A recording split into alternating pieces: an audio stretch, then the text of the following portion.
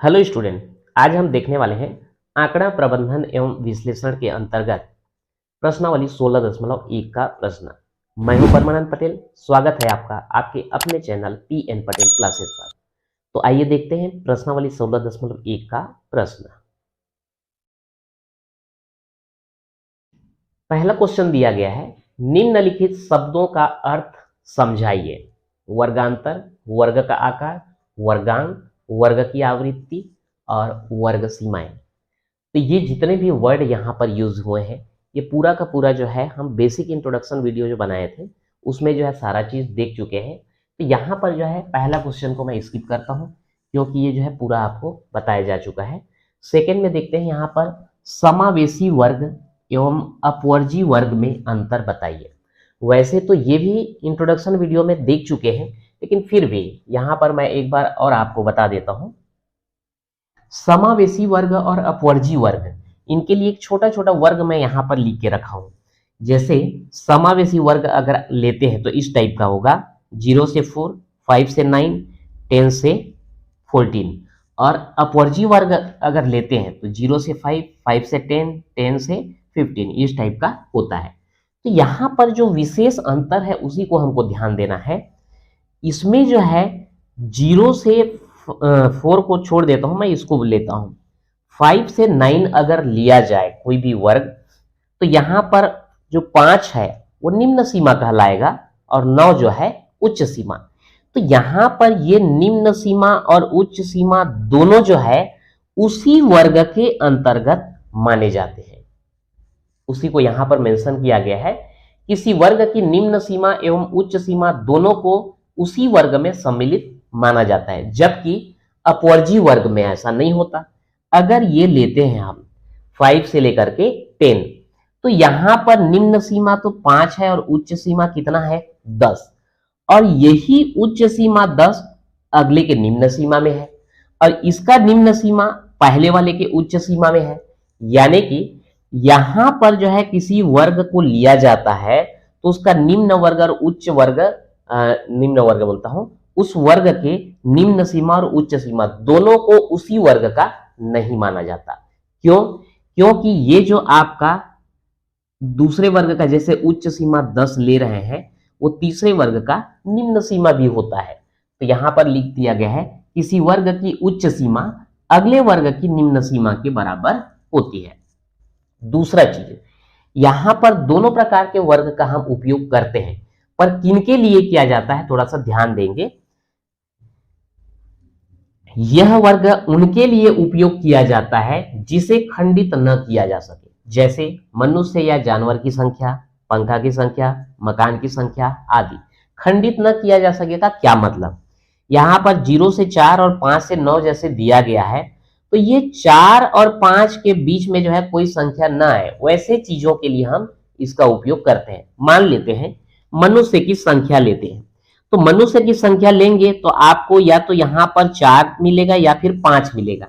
ये आपको 4.5 या 4.75 ये ऐसा जो है मिलने वाला नहीं है। अगर हम मकान की संख्या लेते हैं तो मकान की संख्या या तो 4 होगा या फिर 5 होगा। ये 4.5 जो है नहीं हो सकता। तो ऐसी ही जगहों में जो है हम क्या करते हैं कि ये समावेशी वर्ग का इस्तेमाल करते हैं। जबकि अगर अपवर्जी वर्ग की बात करें तो ये सभी प्रकार के वर्गीकरण के लिए जो है ये उपयोगी होता है। तो मुख्य रूप से जो है यही दो अंतर होते हैं समावेशी वर्ग एवं अपवर्जी वर्ग में।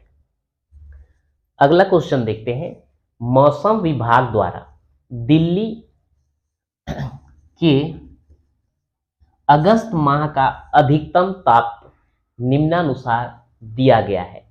इन आंकड़ों से बारंबारता सारणी बनाइए। यहां पर जो दिया गया है तापमान, इसको देख करके आपको बारंबारता सारणी बनाना है। एक बात का ध्यान रखेंगे, जब हम बारंबारता सारणी तैयार करते हैं तो वो वर्ग अंतराल जो लिया जाता है, ये वर्ग अंतराल किस हिसाब से लेते हैं, जो सबसे अधिकतम मान है और जो न्यूनतम मान है दोनों का पहले जो है हम डिफरेंस ज्ञात करते हैं। तो यहां पर अधिकतम मान हमको कितना दिख रहा है एक बार देख लेते हैं।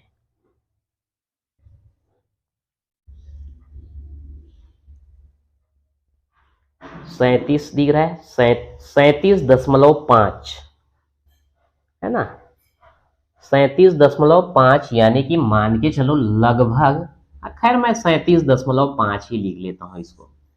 और न्यूनतम मान हमको कितना दिख रहा है, जो सबसे कम हो, 31 फिलहाल दिख रहा है यहां पर, 30.4 दिख रहा है, शायद 30.4 ही लास्ट है, 30.4 घटा दीजिए, ये 1 ये 7, ठीक है। ये जो 7.1 है उसको हम लगभग कितना ले लेते हैं, 7 ले लेते हैं, ठीक है। अब यहां पर जो है अधिकतम मान और न्यूनतम मान का जो डिफरेंस आया है वो मिला है हमको 7। हमको इतने वर्ग बनाने चाहिए, कम से कम 5 और ज्यादा से ज्यादा 10। अगर 5 से कम बन रहा है, 4 एक बार ले सकते हैं चलेगा, कम से कम 4-5 वर्ग नहीं रहेंगे तब तक हमको डाटा जो है क्लियर समझ में नहीं आएगा। मान लेते हैं आप अपने कक्षा में कक्षा 10 का, क्लास 10 का अगर 50 विद्यार्थी हैं और उनको जो अंक मिल रहा है उस अंक का आपको बारंबार सारणी बनाने के लिए बोला गया। आपने यहां पर लिख दिया 0 से 25 अंक और 25 से 50 अंक, 2 ही वर्ग अंतराल में ले लिया, तो इसमें आपको खास कुछ जानकारी मिलने वाला नहीं है। आप तो जितने भी हैं उसको 2 भाग में डिवाइड कर दिया, ऐसा हो जाएगा। लेकिन इसी को अगर आप 0 से 10, 10 से 20, 20 से 30, 30 से 40 और 40 से 50 इतना वर्ग में बांट देते हैं तो आपको क्लियर समझ में आएगा कि ये बहुत ही कम अंक प्राप्त करने वाले छात्र, यानी कि बहुत ही कमजोर छात्र हैं। ये भी कमजोर में ही है, लेकिन सबसे कमजोर ये और ये थोड़ा कम कमजोर। यहां पर जो है लगभग इसको औसत में ले सकते हैं और ये जो है अच्छे होशियार में ले सकते हैं। तो इस प्रकार से अगर वर्ग ज्यादा लेते हैं तो हमको अच्छे समझ में आता है। तो यहाँ पर कम से कम 4-5 और अधिकतम जो है 9-10 तक लेना चाहिए। अब यहाँ पर देखिए 7 है, तो निश्चित रूप से इन दोनों के बीच आएगा, निम्न वर्ग और उच्च वर्ग के बीच में 1 का डिफरेंस होना चाहिए। तो 1 का डिफरेंस होगा तो हमको 7 या 8 वर्ग मिलने वाला है। शुरुआत कहां करोगे आप, 30.4 दिया गया है। यहां पर मैं कहीं गड़बड़ कर रहा हूं क्या, 30.4, क्या 30.4 से और छोटा नहीं है, ये है 28.6 है। मैं थोड़ा गलती कर रहा था यहाँ पर, कोई बात नहीं, 37.5 और 28.6 गलती यही हो रहा था। यहाँ पर एक उधार लेने के बाद 6 बच रहा है, यहाँ से लेंगे तो 16 होगा, 16 में 8 घटाएंगे तो 8, तो 8.9 को लगभग 9 बोल सकते हैं। फिर भी यहाँ पर निम्न सीमा और उच्च सीमा के बीच में हम 1 का ही अंतराल लेंगे और उसके हिसाब से यहाँ पर मैं लिख रखा हूँ 28.5 से 29.5, 29.5 से 30.5, ऐसे करते 37.5 तक। इसके बाद और देखते हैं, अगर और आंकड़ा रहेगा तो हम इसको बढ़ा देंगे। तो ये 28.5 से जो 29.5 जो बताया गया है, ये जो है आपका कौन सा है, समावेशी वर्ग है कि अपवर्जी वर्ग है, अब तो आप समझ में आ गया होगा। तो ये जो है आपका अपवर्जी वर्ग के अंतर्गत आता है, ठीक है। देखते हैं अब यहाँ पर जो है एक एक डिजिट को लेते जाए, डिजिट बोलता हूँ, एक एक संख्या को लेते जाएंगे और काटते जाएंगे। तो ये 28.5 से 29.5 जो है, तो 29.5 को हम कहाँ लेंगे, इसमें लेंगे कि अगले में, अगले में लिया जाएगा। 29.4 तक जो है यहाँ पे आएगा। तो देखते हैं 28.5 से 29.4 तक ये एक आएगा,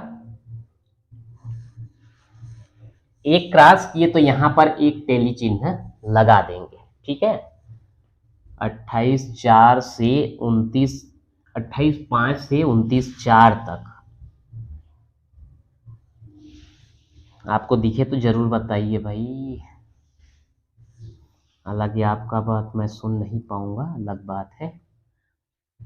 चलो एक है ना, उसके बाद 29/5 से 30/4 तक, 29/5 से 30/4 तक, 29/5 से 30/4, ये है आपका 30/4। एक तो टेली चिन्ह लगा देंगे।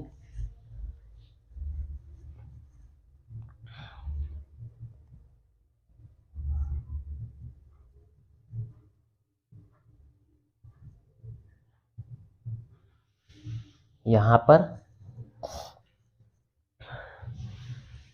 28/5 से 28, हाँ, 29/5 से 30/4, 29/5 से 30/4, 29/5 से 30/4, 30/4 तो दिख नहीं रहा है भाई, बस एक ही ठो दिखाई दिया। चलो कोई बात नहीं। अब इसके बाद जो है 30/5 से 31/4, 30/5 से 31/4, एक तो ये हो गया, खींच देते हैं 31/4 तक, 31/4 तक, ये तो अगले में आ जाएगा।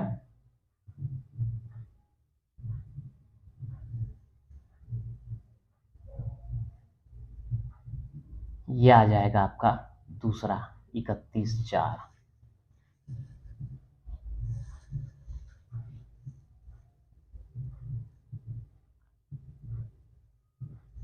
ठीक है, अगला देखते हैं 31/5 से 32/4 तक, 31/5 से 32/4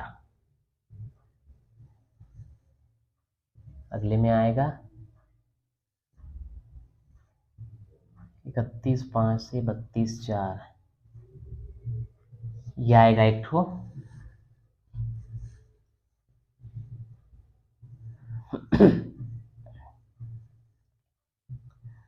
32/4,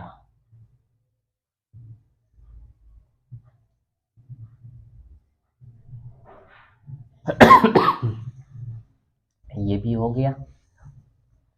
32/5 से 33/4, 32/5 इसमें मिलेंगे बहुत सारे, ये आ गया 32/5, 32/5 से 33/4, ये भी आएगा 33/4 तक, ये भी आएगा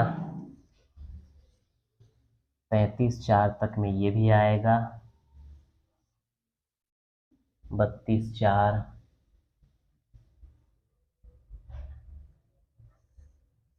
ये 32.4 पहले वाले में आएगा यहाँ।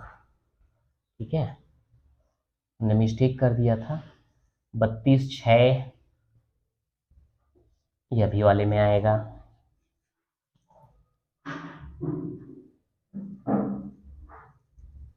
32/5 ये भी आएगा इसमें।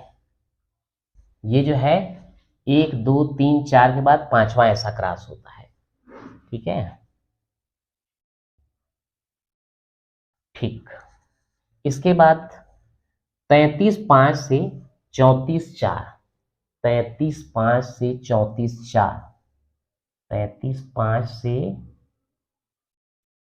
34/4 तक, ये एक ठो आ जाएगा 33/5 से 34/4, ये भी आ जाएगा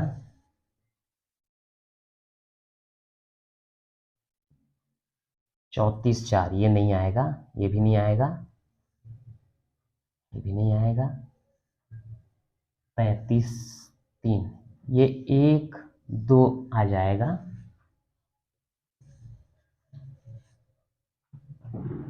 34/4 तक, ये 34/5 है तो ये अगले में आएगा, 34/4 ये आ जाएगा ऐसा, 35/6 ये भी आ जाएगा,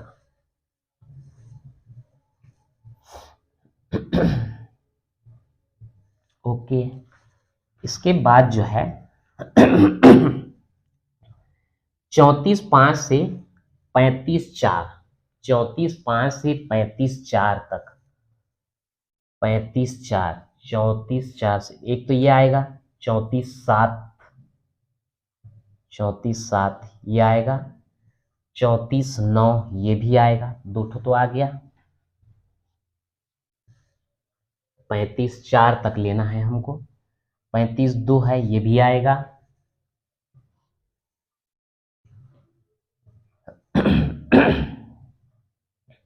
35.4 तक ये नहीं आने वाला, 35.4, 34.5 ये भी आएगा,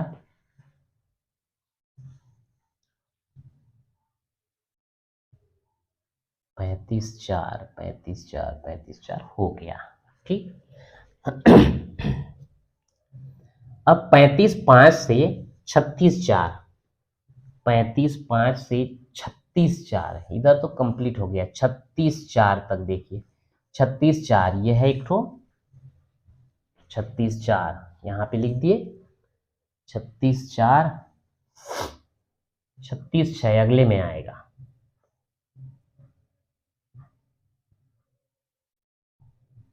36.4 तक। ठीक है,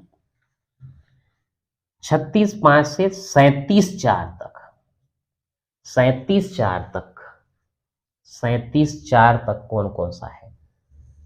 37.4 बोलने से ये आपका ये आ गया, 2, 3,